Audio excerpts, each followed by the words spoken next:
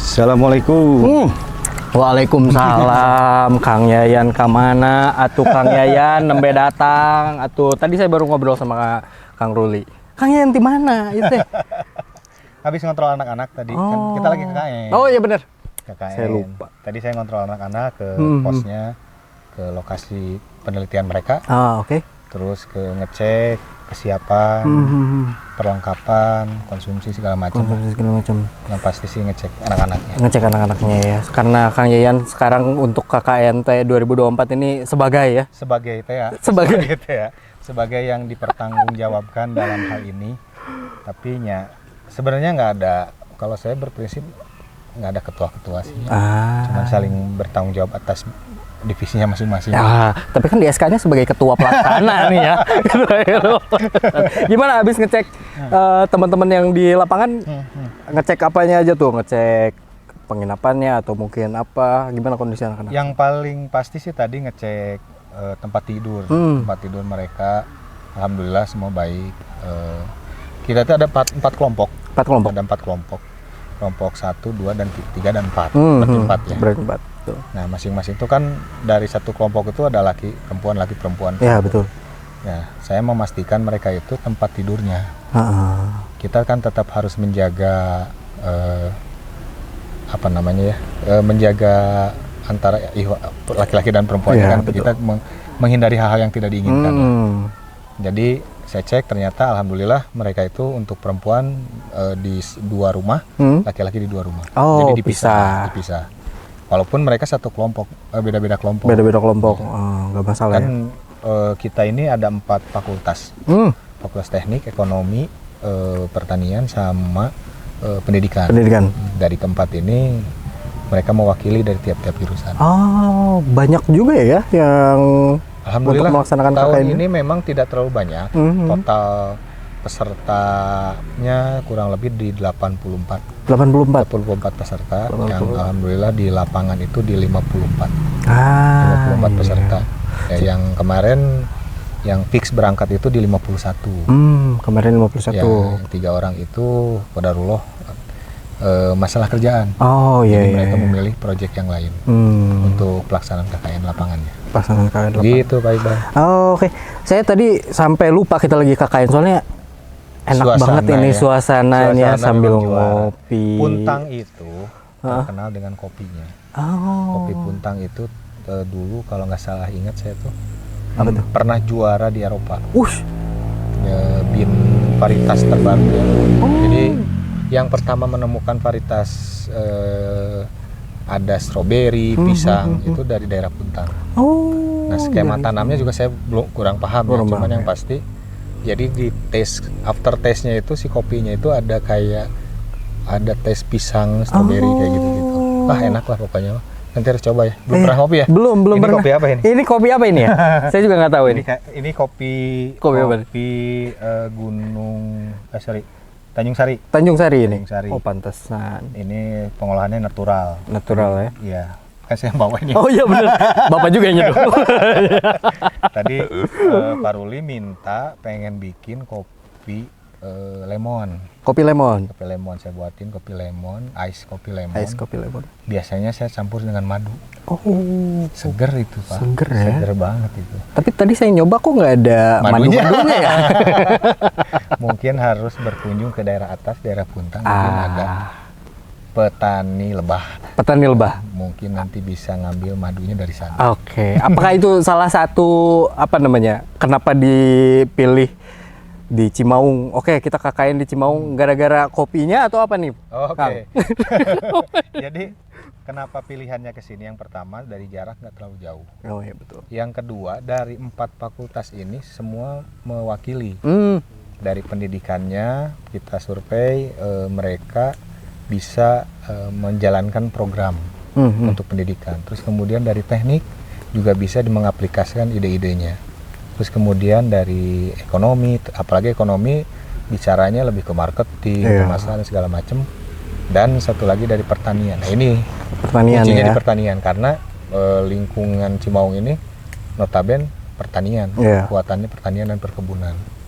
Penghasil tadi itu ubi, terus kemudian jagung, banyak lah palawija dan lainnya, banyak sayur-sayuran, kentang, bawang banyak. Benar-benar. Jadi di Cimaung ini di kecamatan Cimaung ya, saya lupa nama. Iya, kecamatan Cimaung ini betul. terbagi kurang lebih ada 10 desa. Oke, luas juga 10 ya. desa. Jadi yang kita pakai itu 2 desa, yang pertama Cimaung, yang kedua Cipinang. Oh, jadi 2 ya. desa yang kita pakai di RW 8 dan RW 5. Nah, yang di 8 ini fokus kepada lingkungan, mulai dari ide mereka tuh yang Masya Allah ya, buat saya mah kepikiran gitu, mereka menganalisa bagaimana caranya, mungkin idenya sudah ada, tapi mungkin mereka membuat ramuannya tersendiri, ramuan apa tuh? Untuk merubah asap tidak terlihat. Asap tidak terlihat dari pembakaran sampah. Nah, itu menurut saya sih ini keren nih. Ini keren, mahasiswa punya ide ini terus diaplikasikan dan berhasil diuji coba. Nah, ini mau coba diaplikasikan ke masyarakat melalui pola edukasi masyarakat. Jadi nanti sampah-sampah masyarakat ini salah dong. Bahaya itu. Nggak boleh sampai ke sana. Sampah-sampah yang dibakar, tadinya dibakar terus menimbulkan polusi udara, nah diakali dengan itu. Termasuk pengelolaan limbah rumah tangga. Itu menjadikan pupuk kompos nantinya. Nah, itu yang saya apresiasi, ide-ide mereka yang Masya Allah luar biasa ya. Luar biasa, out of the box itu. Out of the box. Terus kemudian sampai ada ide mereka akan membuat ekowisata. Ekowisata? Karena kan di lingkungan ini Gunung Puntang ya, jadi banyak dari daerah trek sini, trek pendakian, ada jalur yang memang belum terjamah. Terus kemudian ada sungai juga. Nah, mereka punya ide kenapa ini tidak dimanfaatkan. Karena di RW 8 ini hampir 80% kurang lebih mereka itu pekerja keluar. Pekerja keluar maksudnya? Jadi pengolahan di daerahnya tidak terjamah sama mereka. Mereka fokus bekerja, ada yang kuliah, bekerja, terus kemudian menjadi buruh bangunan, semacam itulah. Nah, pertaniannya hampir 70% itu dikelola oleh orang luar. Oh, malah dikelola sama orang luar ya? Jadi tanah-tanah di sini tuh beberapa ya, bukan milik warga sini. Tanah-tanah yang perkebunan besar itu, jadi milik orang luar, kayak orang Bandung, Jakarta, segala macam lah. Nah, putra daerahnya di sini kebanyakan hanya bisa jadi penonton. Nah, itu saya dapat informasi itu dari anak-anak. Jadi mereka melakukan survei terlebih dahulu, melakukan riset, Pak, ternyata kasusnya ABCDEF. Nah, itu yang didapatkan. Solusinya apa? Mereka mengajukan proposalnya. Ini yang tadi saya sebutkan. Nah, dari situ mulai itu berkembang, ide-idenya liar mereka. Nah, kita bertugas membatasi idenya supaya tidak terlalu lebar ya, untuk supaya bisa terrealisasi. Kalau misalkan ide ini terlalu lebar, khawatirnya tidak terrealisasi. Itu. Nah, kemudian kalau di RT RW 5, mereka itu fokus kerjasama dengan Karang Taruna. Dengan Karang Taruna. Mereka di sana itu kelompok UKM-nya udah berjalan. Produk-produknya udah ada. Terus kemudian, nah yang kebingungan mereka adalah proses pemasaran. Cocok sekali RW 5 itu dipegang sama timnya ekonomi. Marketplace-nya, edukasi marketplace, terus kemudian edukasi packaging, edukasi desain packaging, itu cocok lah mereka. Termasuk sampai menawarkan produk. Kita mau melakukan riset produk yang akan kita tawarkan. Saya lupa nama produknya kemarin apa. Cuman yang pasti mereka akan menawarkan produk itu untuk dikelola oleh ibu-ibu PKK. Hasilnya itu untuk dijual untuk penghasilan mereka nantinya. Nah, alhamdulillah nih programnya saya pikir sih udah bagus ya. Udah bagus banget. Tinggal bagaimana mereka mengelola hubungan antara masyarakatnya nanti, komunikasinya yang baik, segala macam lah kurang lebih gitu. Wah, keren. Ini mungkin banyak juga KKN yang seperti ini, tapi saya kan secara pemikiran saya nggak mau KKN itu hanya bikin baliho kerja bakti 17-an, saya nggak mau kayak gitu. Karena mereka itu didisiplinkan di ilmu di sekolah, di kampus. Nah, mengaplikasikannya kan keluar nih. Bagaimana caranya ilmu ini bermanfaat? Betul. Nah, ilmunya yang mana yang dipilih, ya ilmu yang berhubungan dengan masyarakat tersebut yang dibutuhkan sama mereka sebetulnya. Betul. Nah, alhamdulillah mereka bisa merealisasikan lah secara ide-idenya. Betul. Gitu. Karena dari apa namanya yang kemarin bukan, kalau misalnya lihat di kampus-kampus lain tuh kayak KKN tuh oke, kita ngisi lomba 17-an, kita bikin panggung, kita bikin dangdut. Terus udah selesai 17-an? Apa? Selesai kan? Saya harapannya adalah mereka itu dari ide-idenya mereka itu ada ketertarikan atau berkesinambungan program. Iya. Semisal ekowisata tadi, kan nggak mungkin cuman oke, kita idenya jalanin, berjalan udah tinggalin, kan nggak mungkin begitu. Mereka akan menuntut nih, ini selanjutnya gimana. Nah, saya pengen harapannya adalah ini berjalan, mereka masih ada keterikatan. Nah, menurut pribadi saya yang berhasil KKN itu seperti itu. Programnya masih berjalan, nanti ada KKN baru itu meneruskan programnya itu, dikembangkan lagi, jadi masih terus berjalan. Jadi antara kampus dan masyarakat itu nanti saling berkesinambungan. Kalau suatu hari, punten kalau misalkan di sini ada yang kurang mampu untuk kuliah, kan itu bisa kita fasilitasi.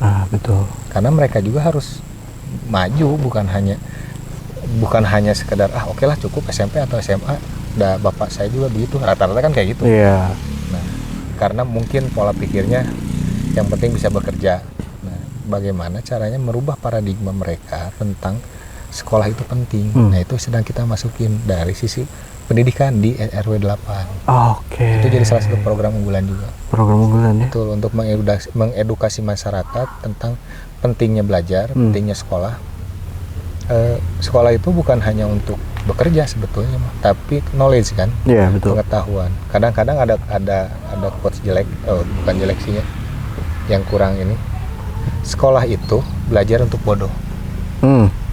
Paham, gimana tuh maksudnya tuh? Sekolah itu belajar untuk bodoh. Makanya kalau ingin tahu kenapa sekolah itu bikin bodoh, kita harus sekolah.